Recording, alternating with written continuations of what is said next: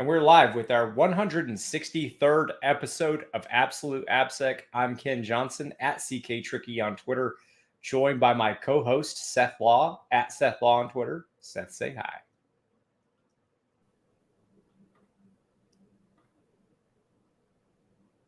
Did that work? Sorry, I think my internet dropped. Did you do the intro? I did. I said Seth say hi, sorry. and then it was silence. Silence. Hi, everybody. Sorry about that. My internet, my Wi-Fi just decided to take a Welcome to another episode of Absolute AppSec. Apparently, this is how today is going to go. Yes. This is episode 163, and it's not like anything has happened over the past week in the industry or the world at large. So I don't know if we're gonna have anything to talk about today, right, Ken? It's so boring. Yeah. It's so tame out there. So boring. Yeah. No one's stressed about anything happening in the world right now. I don't know. I don't know if you knew this, Ken, right? Like when we worked for Fishnet years and years ago, remember I used to do all those training courses, like Europe and other places. One of the companies that I trained with, I went to Kiev, right? And spent a good week there, training it was a sub for a larger financial institution. They were teaching them all about, penetration testing and application security vulnerabilities. So it's been pretty interesting to watch everything go on. Having been there, right? Sevastopol. I don't even know if that's how you say it correctly, but that's where I visited when I went to Ukraine. But I didn't do it for. This was in the Navy, not in the civilian sector. Civilian world, yeah. I don't know. It's pretty crazy to watch everything go on. I don't know. Yeah, it's pretty interesting for a number of reasons. I think this is for one, seeing, there's so many things you could talk about. Germany is upping its defense budget permanently, right? Year over year. That's their plan. They're, for the first time, part of the folks donating, anti-tank and anti-missile, anti-air, rather, defense systems to Ukraine. The EU is taking hard line stances, sanctions against Russia, and the being taken out of the global economic sort of world is an interesting approach. I think what I like about all of this is that one of the, Putin doesn't really, he's not going to care at all about what the common person within Russia thinks about all of this. But when you start affecting the high level elites within the Russian government, within the Russian sort of upper class economic sphere, that's going to put a different level of pressure. It is weird to see sort of how, obviously oil prices are now going up. That's affecting the stock market. So you see, what's interesting I've noticed too about all of that is with stocks and crypto, you see tech stocks. I think one thing that was interesting to me is I looked at crypto, or thought of crypto as sort of this maybe a gold, right? Like gold, decoupled from, say, the stock market's volatility. But I think what we've seen is that it's not been the case. Crypto has been just as volatile and actually shifted with tech stocks. So as tech stocks go up and down, so does crypto. That has interesting ramifications. From a technology standpoint, you're seeing people volunteer to be the IT cybersecurity or cyber offensive weapon, really, for Ukraine, from both within Ukraine as well as outside of Ukraine. And so all of these things are happening, and it's wild how in, like you said, in 1 week, relatively 1.5-ish weeks, how things have gone. It's just bananas. Well, and that I kind of wanted to dig into the whole IT army stuff and the ramifications of what's going on there, right? We've always had this ability, and you're seeing in Ukraine, where they have almost like a foreign legion that's popping up, right? Foreigners that come and are serving on the battlefield.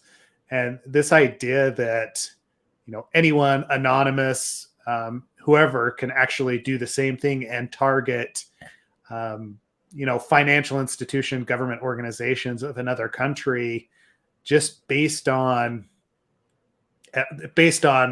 real world politics, real world wars, real world interactions that are happening, just feels. How do I want to say this, right? Like it's wild to me that it's acceptable, right? Encouraged. It's not acceptable. Yeah. It's encouraged. I mean, the Ukrainian government is encouraging civilians to take up arms, and I think I would say, I mean, like when I say take up arms, obviously I mean digitally in that sense, although they are also doing the same physically. But it is interesting that I forget her name.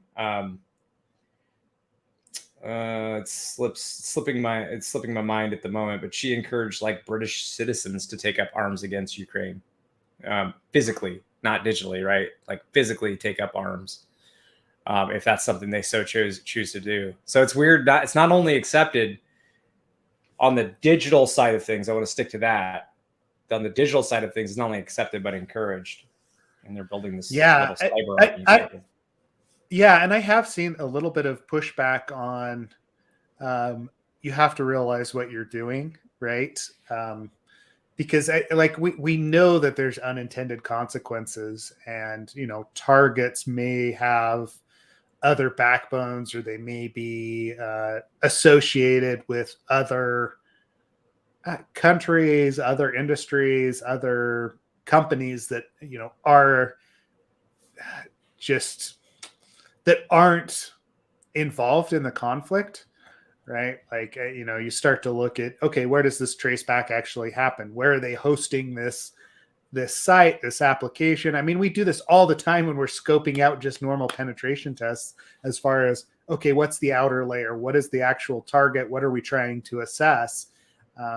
But in this kind of wild west of go after this, Russian bank or whatever that the Ukraine is putting out there, right? Like it could have other implications, and you could be opening yourself up to other problems if you're not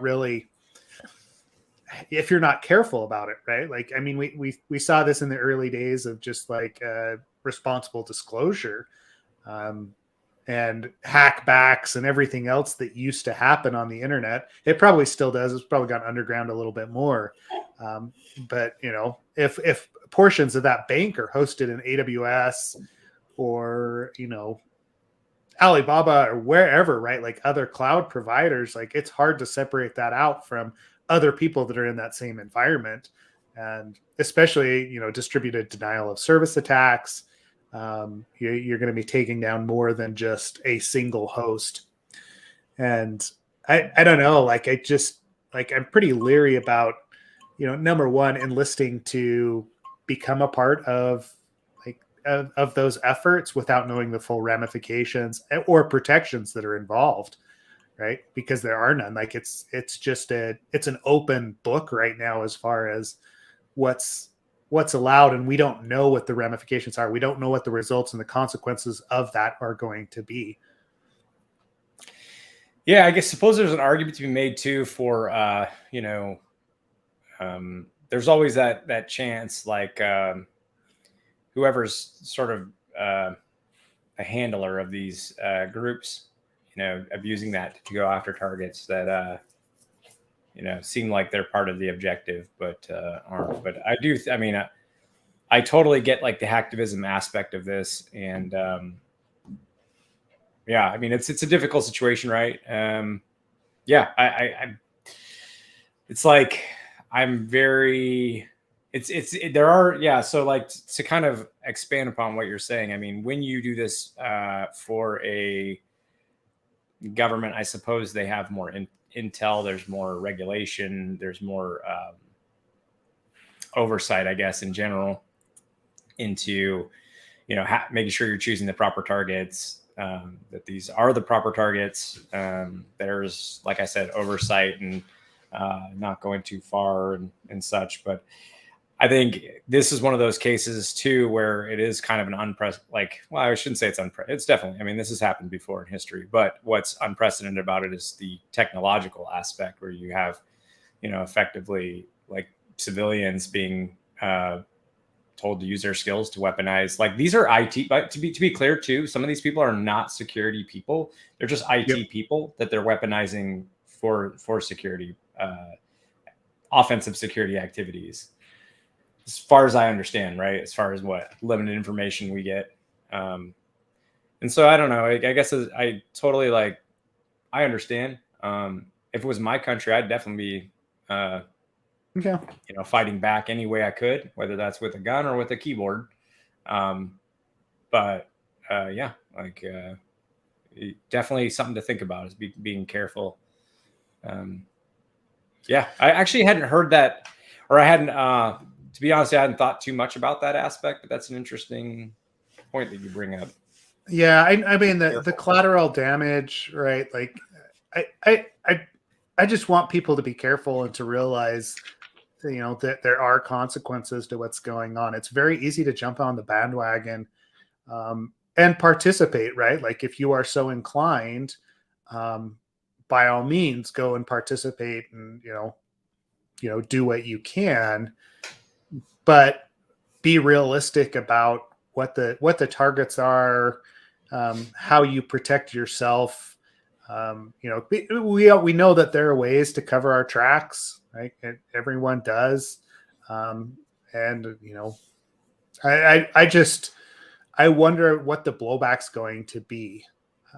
And when it swings the other way and you got caught up in an emotionally charged situation, bad things can happen, and those consequences still have to be borne. I guess that's all that I'm saying. I'm not saying that I don't necessarily agree with, putting our resources and our abilities out there, to help out in situations that warrant it. But be realistic about the protections that are being provided to you, because a tweet, does not provide legal recourse, right? Like there's no like, hey, I didn't mean to do this, just because somebody from another country tweeted. There's still issues that arise there. That I guess that's all that I'm saying. I just want people to be careful, right? Like be careful about what you're doing and realize that there can be negative effects. Yeah, I guess it's I totally understand why it's enticing. This is one of those situations where, typically, and I don't know if people watching remember too far back, but sort of the early days of hacking, it was kind of like really anti-government in a way, like really not taking sides, kind of like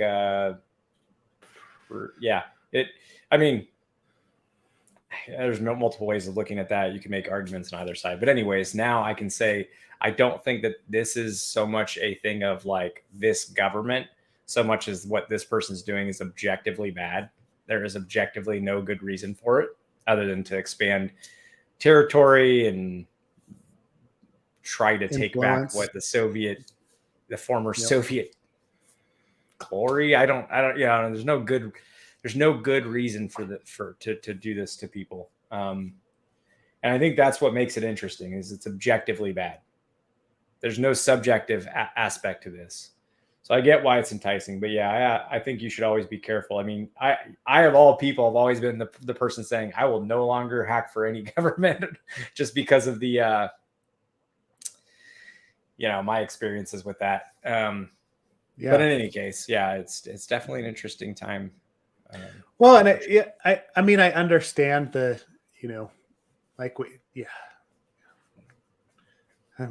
I don't know. We've probably belabored the point a little bit too much today, right? But it's just be careful and realize that there can be consequences. If you are participating, use a VPN, cover your tracks, right? Like use pristine environments, right? Everything that we would suggest, or that you've seen people do that are trying to attack your own network, right? Like it's, that's probably about as far as I should go on that, Ken. No, I totally. Yeah, no, I totally get it. But it's an interesting time from certainly from a digital perspective, but also from just you know, Well, I mean, this is the first major conflict where we've seen that as a major portion of the conflict, right? right, yeah. And at what point does Russia get cut off from the internet? Period. I mean, That's a good question. those attacks from Anonymous, the distributed denial of service attacks that are going on against like Russian banks and Russian military sites. Like nothing is available, right? Like if you've tried to get to any of those .ru sites, they are definitely down and being impacted, and it's affecting what they can actually put out there, which is good from a propaganda perspective.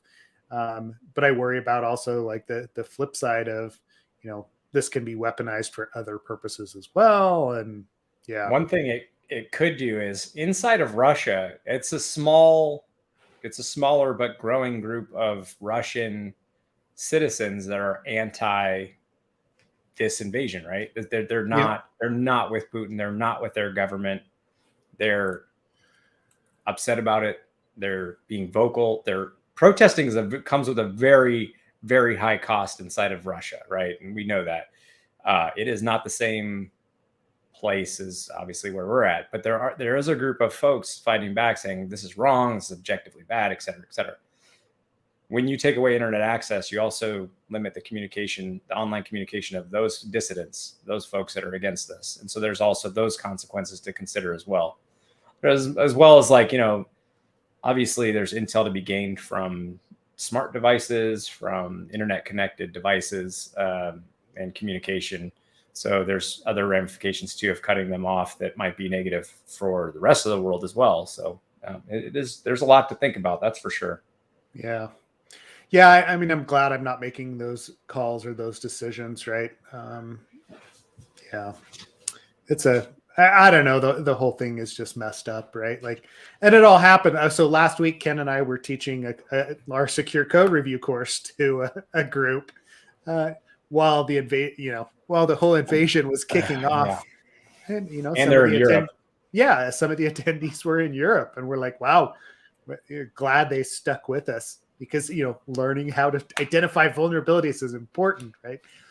But it's a pretty scary time to be. Yeah, my heart goes out to everybody. It's very unfortunate when bad people decide to do bad things. Yeah. And so again, like you won't. A lot of times you'll hear me be pretty like, well, this, that, and the other. This one, I don't think there's that much to say other than it's objectively bad, doing objectively terrible things. Yep. Should have left them alone. Yep. That's my hardline stance on that one. That's how I feel. Yep. So anyways, and he's thrown out all kinds of obviously he's thrown anything that he can figure out to try and stick against a wall in terms of Ukraine's corrupt. Ukraine has, what was the other one? Something about Nazis. All of it's just bullshit. It's just made up, just trying to throw any excuse out there. No, I think everybody knows what the reason is. So anyways, if I seem a little salty and a little, just not, I mean, try not to be emotional, but you see the stuff coming out of there and it pisses me off. So it's heartbreaking. That's all that it is. It's just heartbreaking because there's no need for it. And so, that's where I'm going. It's like, I feel this pull as well, right? Like I think any of us do in the industry to add our talents to the pool. And drug addicted Nazis. There you go. There you go, Neil. Yeah. And it's just, then my mind goes to, okay, so how do you protect yourself? How do you keep yourself? Discuss about broken access control. we could talk about that. Yeah. Yeah, for sure.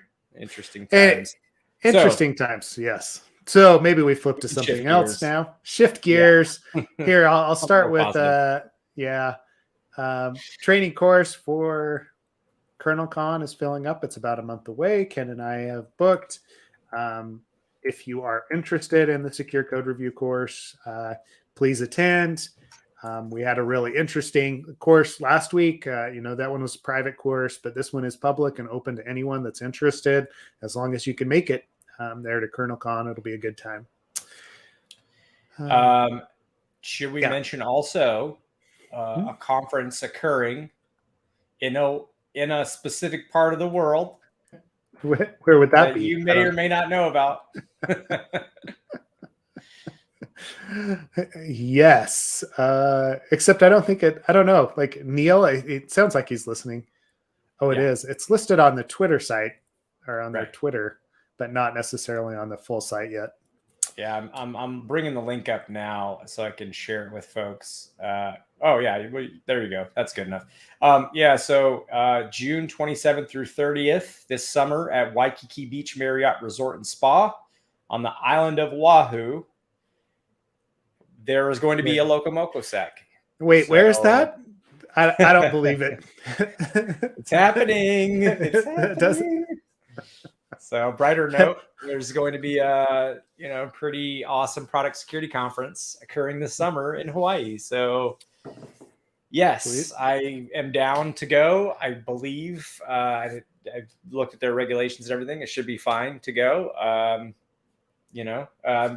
Excited about that as well. So, yep.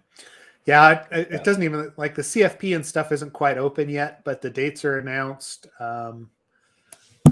I've already been looking at tickets and travel plans, just since apparently I've just gotten crap for year over year, since it happened.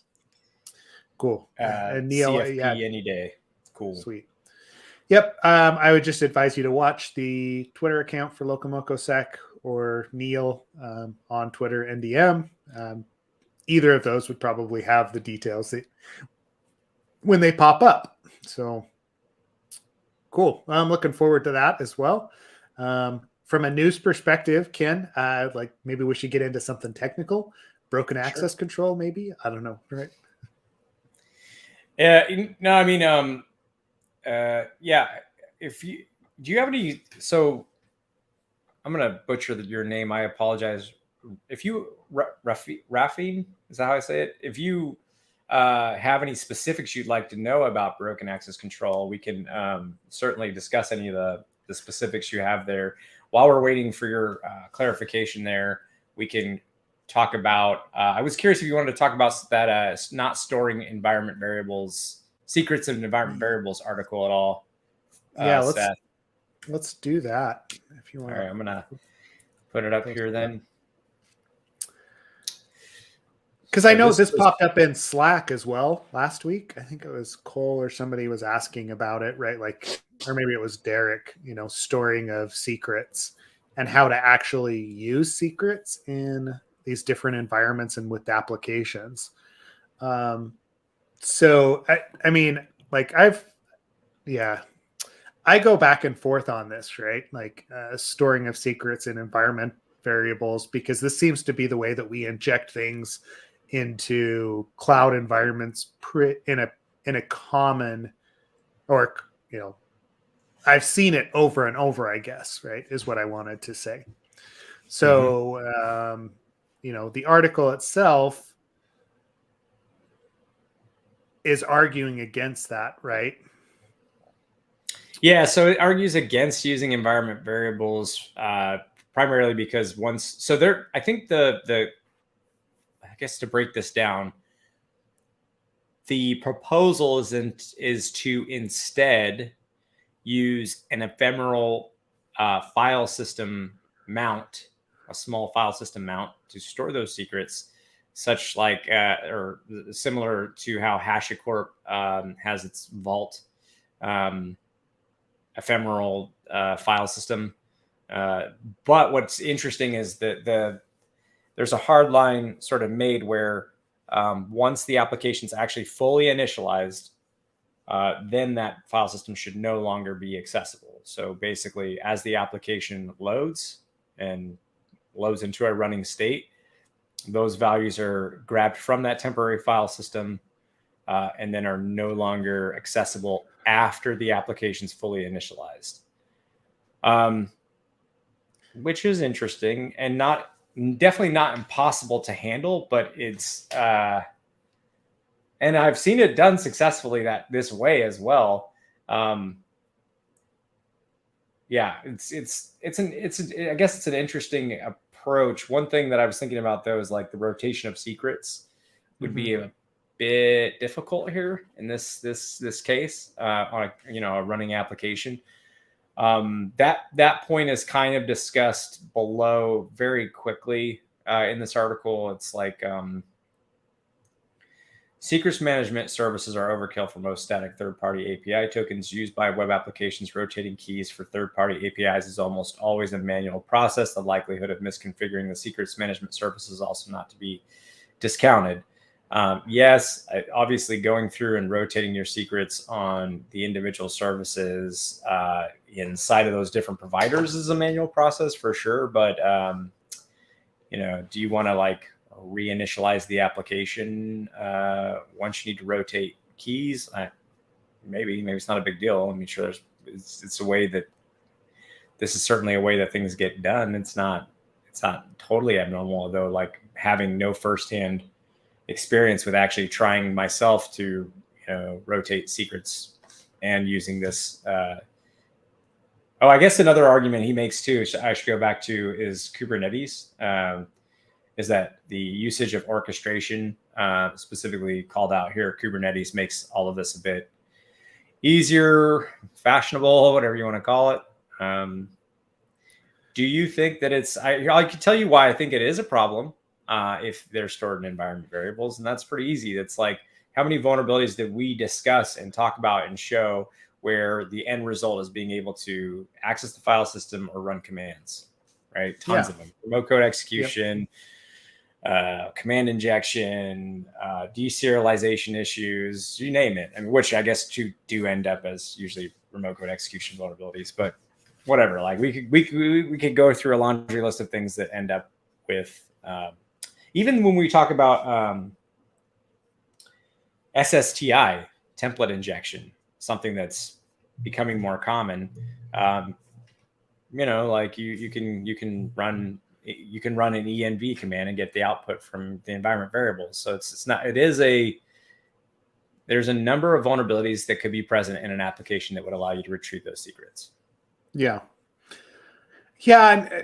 I mean, I get that, right? Like, devil's advocate, though, to me, is anytime that you have those secrets in memory as it is, right? Like whether that's environment variables, whether that's I pulled it off the file system and it's now part of my database connection object or my service object that I'm talking to, it still exists in memory. And so I'm like, is it worth the effort to totally reconstruct an application to not use environment variables, just to still have, there's still that exposure that goes on, because you have to have those in plain text at some level within the application.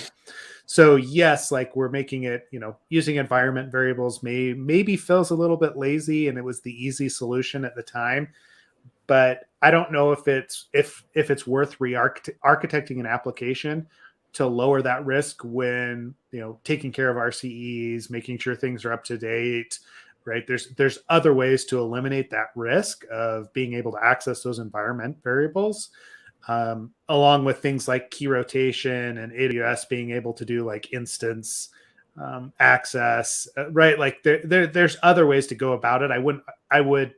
So I guess my devil's advocate here is, yes, I do agree it's an easy way to pull those secrets back, but it's not the end all be all of security, right? And he's probably not arguing that, but I do want to take it with a grain of salt.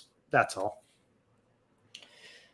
Yeah, you're right. It's in memory, and if at all, like you can run code that prints out a variable that represents that plain text value that's in memory. It's the same as dumping out environment secrets. I think actually I have a different concern with environment variables that we discussed last week when we were doing that training, which was folks not defaulting to throwing an exception when secrets aren't present in the production environment. This happens sometimes where, for whatever reason, that deploy goes wrong, or yeah, just maybe the configurations for the, the infrastructure as code configuration was off.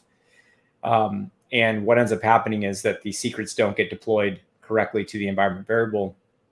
And then you end up seeing sessions or encrypted values or hash values or whatever thing that secret was going to be used for, just not show up in production. And then, like I said, those things not being signed or generated with basically an empty string, right? That's how they're generated, because that value wasn't there.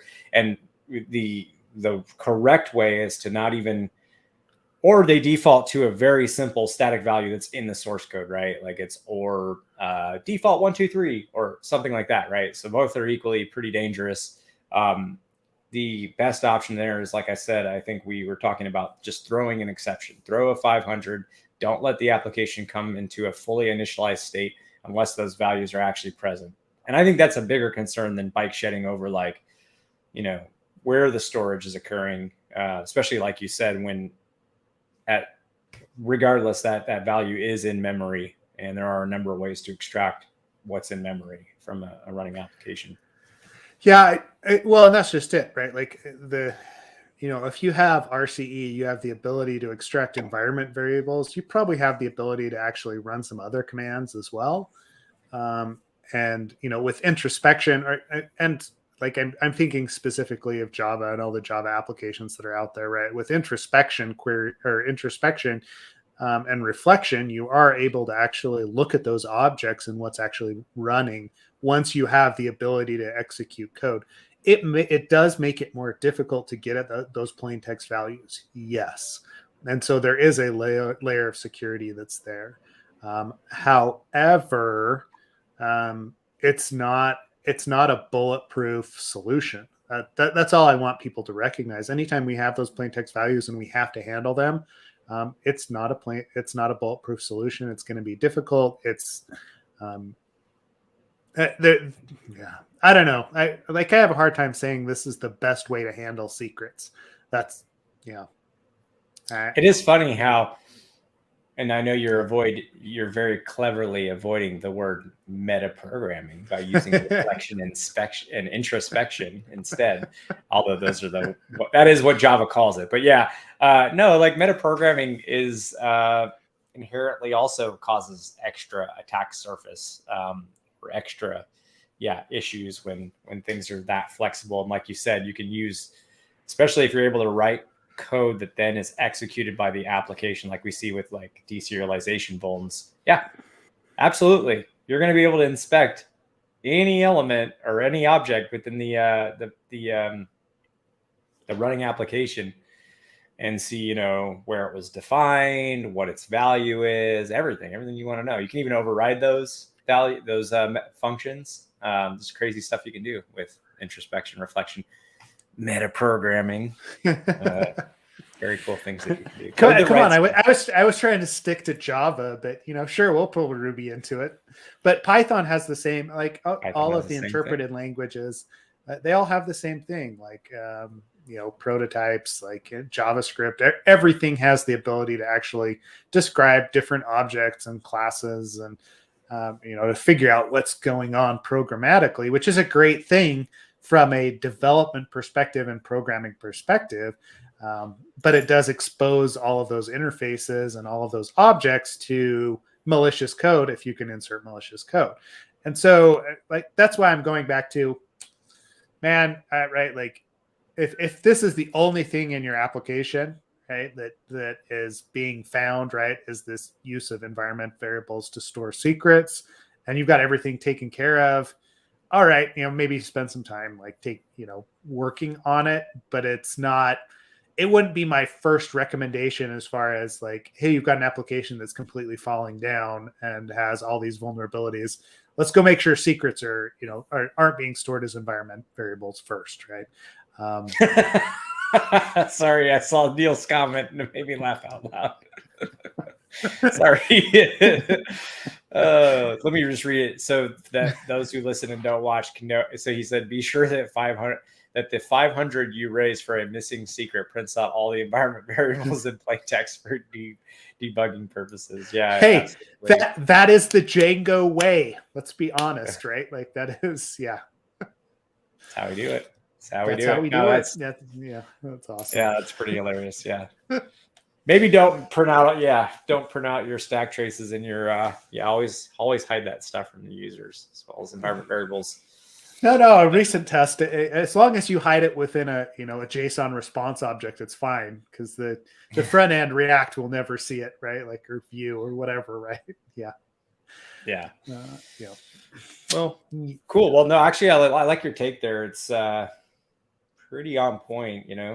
From this is certainly a great article. I'm glad someone raised it. Credit to the author, Matt Hamilton, but yeah, obviously there's some counterpoints and different things to think about. So we got a response back regarding the broken access control clarification. So basically, I think access control vulnerabilities are very hard to remediate because there's different ways to bypass it, like parameter pollution, 400 bypasses, client-side validation bypass, crypto analysis.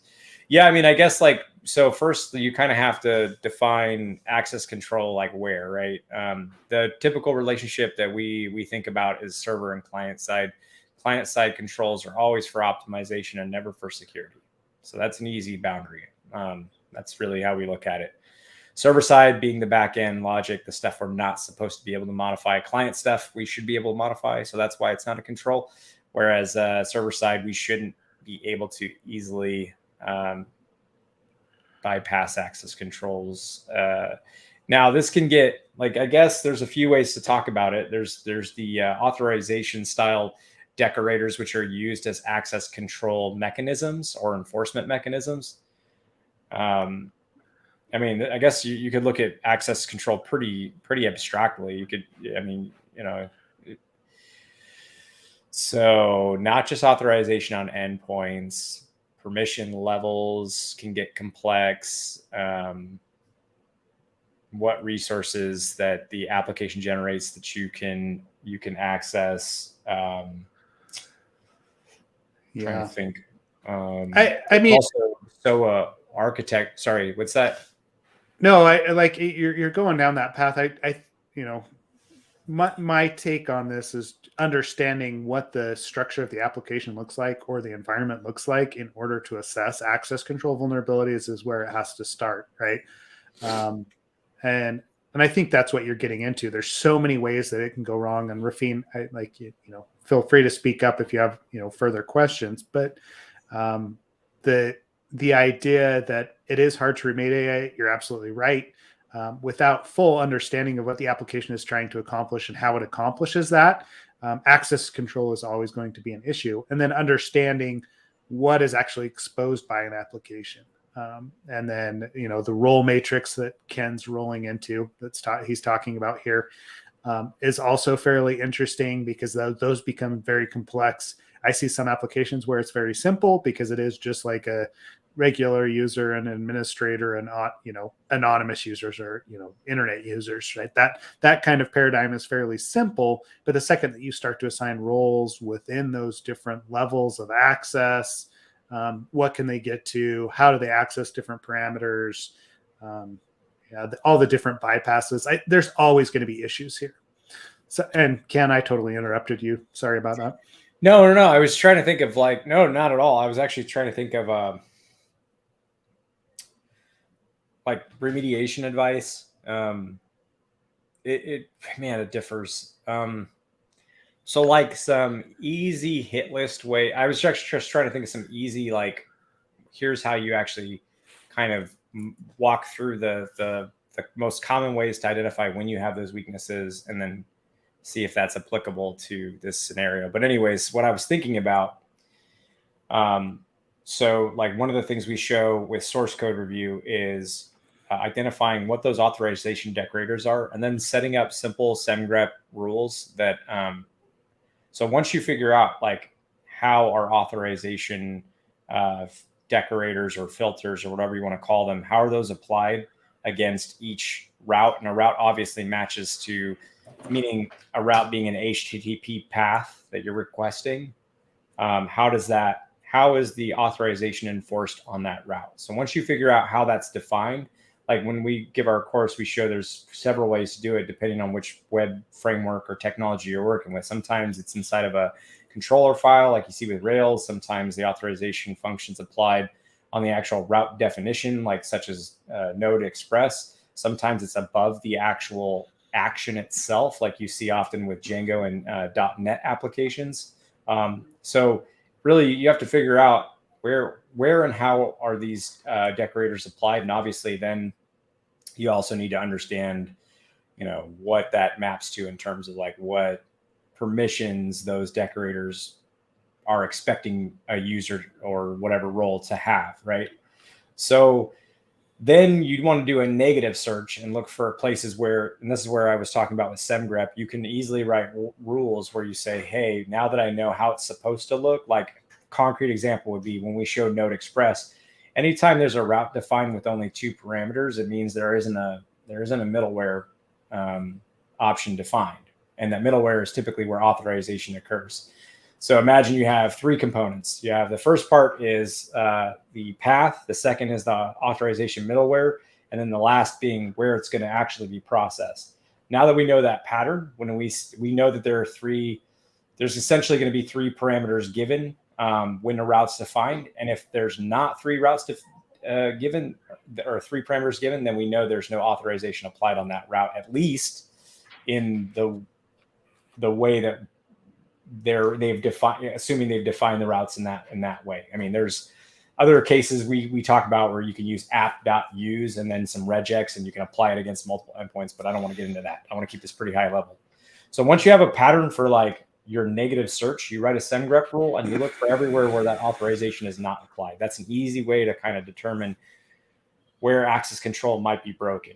Another way that we talk about is when dealing with, especially when you're looking at incremental changes to an application, such as you see with like a pull request, is reviewing those changes to make sure that there are, first of all, whatever logic's being introduced, that there are also then tests that go along with that ensure that the properly authorized actors can reach that endpoint, and that the not properly authorized actors are forbidden from reaching those resources. And that, at a minimum, is some test unit testing, or whatever you want to call it, that should be introduced as part of those changes. Do you have other things you want to add to that, Seth, like in terms of easy ways to kind of identify those issues? Easy ways to identify those issues. Easy ways to fix the internet, buddy. Yeah, exactly.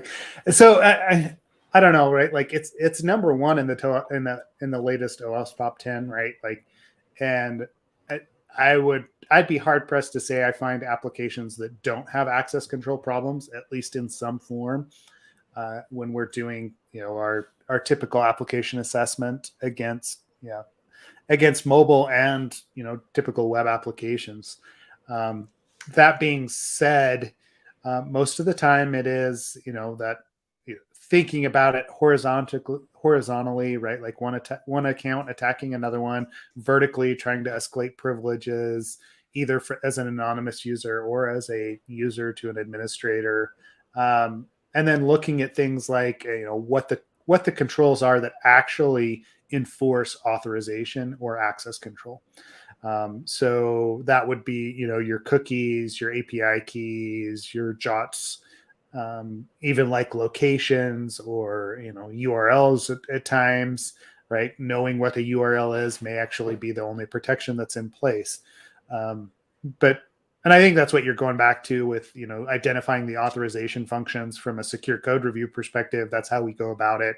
In a dynamic assessment, it's more of identifying what those tokens are, what it is that actually controls my access, and then stripping that out and seeing what happens. I don't know. I posted up the link to the OAuth top 10 because I've always find it entertaining to look through the CWEs that are associated with the OAuth top 10 vulnerabilities.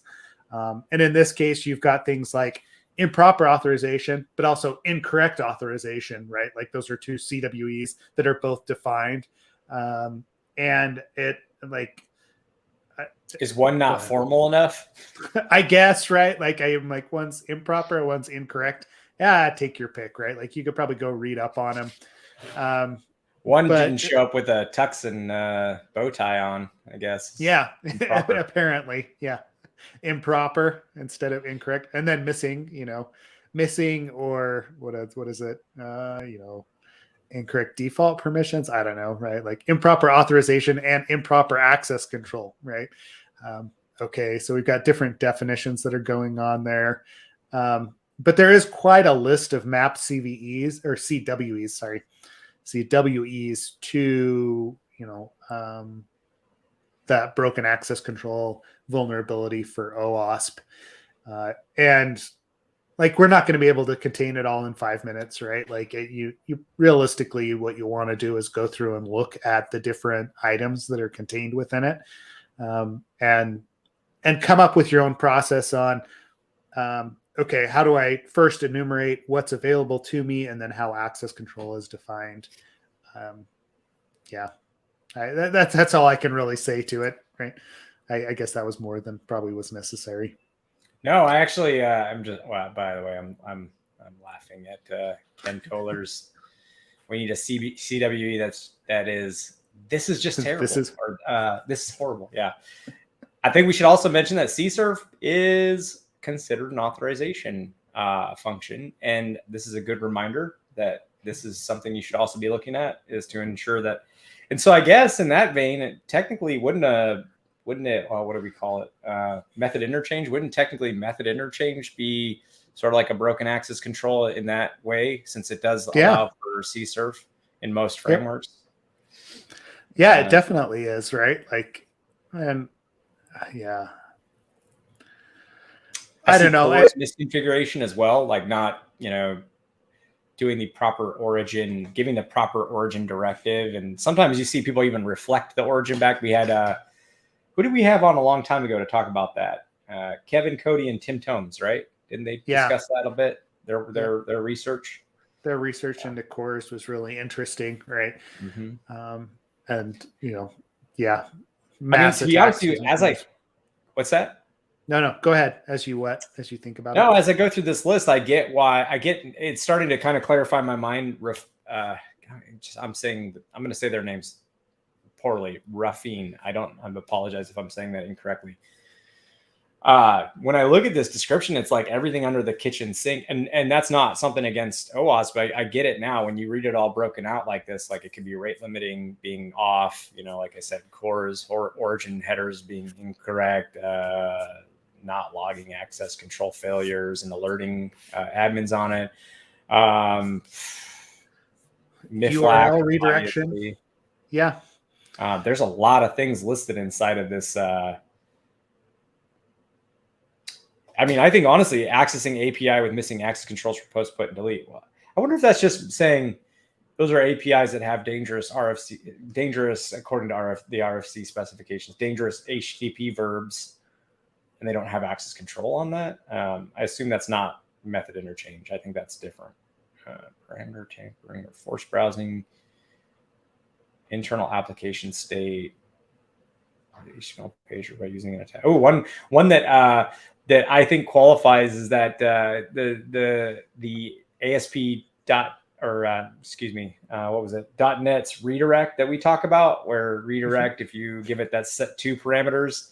So the normal way you see it is redirect with a HTTP path, but you can do redirect with an HTTP path, and you can also give it true or false. And if you give it false, it leads to a situation that Seth and I give an example about with like images and stuff, but it's pretty interesting. If you do false, the code does not stop executing. And so you get a response back from the application that says 301 or 302 to this location. But in the body, if you like observe it and say burp, for instance, or you just have burp like match and replace 301 or 302 for 200, you'll just have the full page rendered as normal. And it's just by including that little false snippet, you totally break your access control if you're using the redirect function as like a method to send people off to like a login page or something, because they're not authorized. So yeah, that's another example where things can go wrong. Exactly. I don't know. I feel like with access control, we could spend all day just talking about ways we've seen things go wrong, right? And looking through this list like spurs my memory on tons of these, right? Like, yeah, improper link resolution before file access, forced browsing, confused deputy, right? Like that's yeah. Yeah, like when the original question came up, I was like, oh, well, we can discuss it, but I don't know how much there is to discuss. But now the more we go into this, I'm like, yeah, we could probably just talk all day about this. Like it's pretty interesting. Yeah. Oh, I Sensitive. did want to bring up. Oh, since Yeah. this talks about OAuth, there's something I wanted to bring up. There is a OAuth. I gotta find it. There's an OAuth Burp Suite plugin now to for it's. I think it's called OAuth Scan or something. Uh-huh. Yeah, let me. Oh, I found it. Okay, cool. This I really want to play around with. I guess it has like a handful of checks for common OAuth implementation issues. So I'm kind of excited. I'll put that in. I want to kick the tires on it. There are things you can totally do wrong with OAuth. I would say, yeah, I would argue that OAuth, like any single sign-on mechanism, right? Like as a tester, we have a tendency to push those out of scope, right? Because they aren't necessarily part of the application, or they are in like limited ways. But I think that's what this plugin is trying to correct, right? Is this fact that yes, like there is authentication happening through a single sign-on through OAuth or OAuth 2, but you make a mistake with things like redirects and other things associated with that as you're doing the OAuth dance back and forth, and it can have huge security implications as far as like allowing someone else access to your account or some other resource, with leaking data, right? Like there's a whole bunch of stuff. You can see a live example for those watching. If you have not seen our Absolute AppSec After Dark episodes, check out After Dark episodes 1 and 2, and you'll see OAuth misconfiguration issues being abused for account takeover by our lovely Seth Law. It was fun, yeah, but it was like it comes with a misunderstanding of how the OAuth dance is supposed to happen and where the security lies. You know, developers, passing data back and forth, right? That article that I just posted from Portswigger as well, that OAuth, I believe it steps into it, but I don't know if it uses the plugin or not, but it's a good primer on how OAuth authentication happens, and they even have a lab that you can step through to look at some of those vulnerabilities. So if you're dealing with any application that uses OAuth, I would highly recommend it. They have a list of checks they're looking for with this plugin, by the way. Open redirect issues on the redirect URI parameter, authorization code replay issues, leakage of secrets, tokens, and codes, PKCE misconfigurations, nonce parameter misconfigurations, state parameter misconfigurations, input validation issues on scope parameter, which I think Ken Toller was mentioning. Scope parameter and input validation, probably that's maybe what you were talking about. Detection of inherently insecure flows, SSRF issues via request URI parameter, detection of well-known and web finger resources. So that besides that last one, detection of well-known and web finger resources, as well as PKCE misconfigurations, I've literally seen, I've seen all of them. I've seen all of the issues other than those two. So in the wild. Interesting. Mm-hmm. I think I told you, but there was a library that no, I've definitely, because we talked about it. There's a freaking library. I don't remember which one it is. It's in like maybe Node, and it does OAuth. And like if you don't give it a correctly formed, authorization server, I want to say, it just spits out an error that gives your OAuth client ID and client secret in the error message. Nice.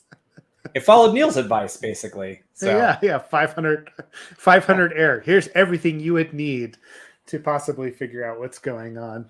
See, people are listening to your advice. Yeah, that's yeah, pretty concerning. I don't remember the name of the library though, but and also it's probably good that I don't put open source people on blast. I don't want to do that. It's not my intention, but it is pretty bad when that happens. Yep. When a library just gives up your secret and you're, yeah. And I know that's another authorization issue, right? Like authorization leads to auditing issues, leads to authentication issues. The AAA, the Crocs and socks of AppSec, shall we say. Yeah, but I say that, but then Log4j lit your whole world up, like made it cool. It made it cool. Yeah. So that's right. I'm cool. You remember that, Ken. I'll remember that, Seth. I'll remember how cool you are. Yeah. Go ahead. Sorry.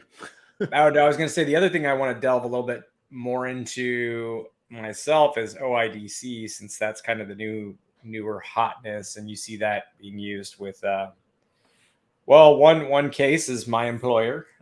You see it with GitHub Actions and AWS Federation, as well as I believe Azure, using OIDC. So that's an interesting protocol built upon OAuth, but kind of expanded. They don't have. John was telling me, I think it was John was telling me this yesterday. It's not considered assertions, but it's kind of the same thing as a SAML assertion. It's like there's a different term for it. I forget. But anyways, worth digging into and maybe explaining to folks on one of these follow-up episodes. Yeah, there's a lot there, right? Like OIDC, it would be kind of fun to do a breakdown on what that actually is, and how it can be used and how it can be used insecurely, where it can fail. Like any of these, right? Like the OAuth stuff, there's some pretty good resources out there. But OIDC layered on top of that, I mean, it always feels like the more complex we make something, the more likely it is, or the more surface there is for it to break in unintended ways. And when it breaks, how severe that is really depends on the application, depends on the service, like how much we are using or we are depending on it for security. So let's dig into OIDC. That would be fun. There is some principle of software where the simpler it is, the less prone for. It's actually not even the software. Oh God, I can't remember anything anymore. This is like every year I get older, I just forget everything. I have no idea. Anyways, there is some principle around that though. That simplicity is best. But just can't remember. Yeah. Simple is more secure. Yeah. Yeah, simple is more secure. More secure. Yeah. Usually. Yeah. Usually. Cool. Anyway, we talk about today. I don't know. I'm sure we had more articles to talk through, but we can leave those for another time. There was an article about reCAPTCHA that this CodeCat. I haven't played with it yet. I'm going to drop it in here quick because I found it fairly interesting that someone had written a tool it's to help in static code analysis, right? But it's supposed to find user input sinks, right? Is it? How does it lay that out? I really don't know up to this point, right? Like I want to play with it. But I did want to throw it out there if somebody has some time or some interest in it. I've seen it pop up a couple of times in different locations, just as a new tool that someone's using. So we'll play with it. I've got a couple code reviews that are going on right now that we can use it against, or even our next After Dark episode, maybe Ken. We'll pull it out and see how it performs. Yeah, and actually, so after we got the GitLens plugin recommended to us for code reviews, I started using it. GitLens is awesome. People should be using that if they're using. I was using it for VS Code. I think that I don't know if it's just VS Code or if they have other like plugins for other stuff, but for sure, like GitLens was pretty awesome. It gives you a good, nice. One of the things I liked about it is just how easy it is to kind of see Git blame, see the Git commit history, just see like the history of code that's changed. And it gives you a real nice in the IDE view of code diffs as well, right? So like it gives you the same thing you'd see on like one of the Git hosting providers that are out there, Bitbucket, GitLab, GitHub. But it does it in your IDE real easily and real nice. So GitLens, check that out. This is interesting too, because even though it's got like a ton of the stuff that we review supported, it also, CodeCat anyways, is what I'm referring to. CodeCat, it says you can create your own rules pretty easily. So that's pretty cool. Yeah. There's a lot of promise there, right? Like, which is why I wanted to start pulling it up, because it looks like a pretty useful tool for the like the work that we do. So, but GitLens is awesome. Yeah. Rafine had I'm just reading the comment here. It says often access control issues occur in business logic, in the business logic tier. In such cases, SaaS DAS has nothing to do. I think we've to study documentation of the app, which many cases.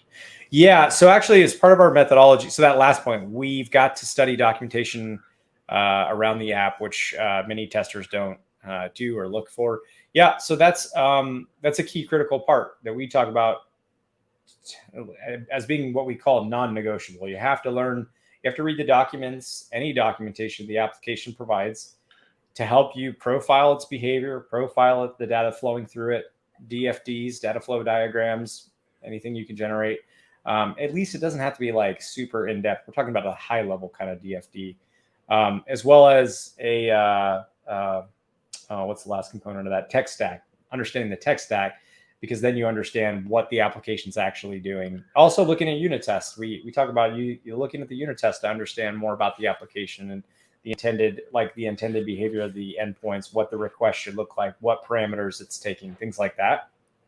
So once you have that, you have a more, even if you were to have only that information and then only the results of a SaaS tool, I'd argue you'd be in a much better place than if you were just, you can't just run a SaaS tool and expect it to give you something, and with no context about the application, expect it to give you something valid. That is for sure. Although I disagree that SAST or DAST has limited usage here when detecting authorization issues. I think there's both used in tandem actually provide a lot of value. I think SAST can help you once you've correctly set up rules, or you, like I said, I mean, SAST, you could consider SemGrep a SAST. So writing rules that have negative test cases where you're looking for, like I said, where authorization functions aren't applied, that has value. Using even Burp to have your sitemap, and then Burp allows you to request those same endpoints as a different authorized, as a different level of an authorized user.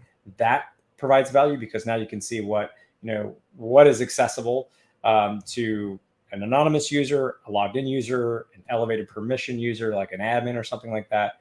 So there's certainly like value in both, but I think ultimately it does a lot of what you're saying here at the end there. It makes all of that actually applicable, is you have to understand the technology stack, what the application is doing. You also need to understand like how the technology stack that's built on actually enforces access control. And once you understand those patterns and what the, and another thing we talk about, Seth, is configurations. Like configurations can be used to enforce access control as well. So you may need to understand how to correctly configure those or modify those configuration values in a config file. Yeah. So SAST and DAST, like if testers are depending on SAST and DAST for access control identification, right? Like, Rafine, you're absolutely right. Like that's not ideal, in any stretch. And Ken and I have experienced that in the past, people using those tools and assuming that they're catching everything with an application, like everything that's in the OAuth top 10. But that's just not the case. The manual effort, the custom effort that you put into it will identify those things that Ken's talking about, and then will also help you identify further vulnerabilities. So, yeah. Well, I mean, ultimately it comes down to your skill set, right? Tools are tools. I can't use this to fix my plumbing, right? Whoa, slow down there. This isn't my only tool that I have in this tool bucket over here, right? I've got a lot of things in it. And it comes down to like, that it's not the tool's ability to do things. It's my ability to use those tools, right? So yeah. That's something to always keep in mind as well. Yep. Cool. Well, good. Yeah. So we've got CodeCat to review. We want to talk OIDC in the future. We'll show GitLens and CodeCat in a future After Dark episode. Outside of that, Yeah, I don't think there's really anything else today, Ken, because I mean, if we get into another topic, we'll be going for at least another half an hour. Yeah, I know and us. I got some heads down work I got to get started on. So I'm Yeah. sure you do too. I know you're Mr. Businessman over there doing Mr. Business doing business deals. I got to go put on my suit and tie, and then we'll Isn't that we'll what your family calls you, Mr. Business? Or no, Lord Business. Lord like Business. There you go. Lord Yeah, business, yeah. Blah blah blah. Cool. All right. Well, thanks everybody for joining today. Catch us online. We'll continue the discussion in Slack and or Twitter if you feel the desire to hit us up. But appreciate the feedback and the interactions today. So thanks everybody for joining. Ken, any last minute thoughts? No, just thank you. And like I said, heart goes out to those in Ukraine. Hope things improve shortly. Massively. So. Yep. All right. Thanks, everybody. Have a good week. We'll chat soon. Thanks. Bye.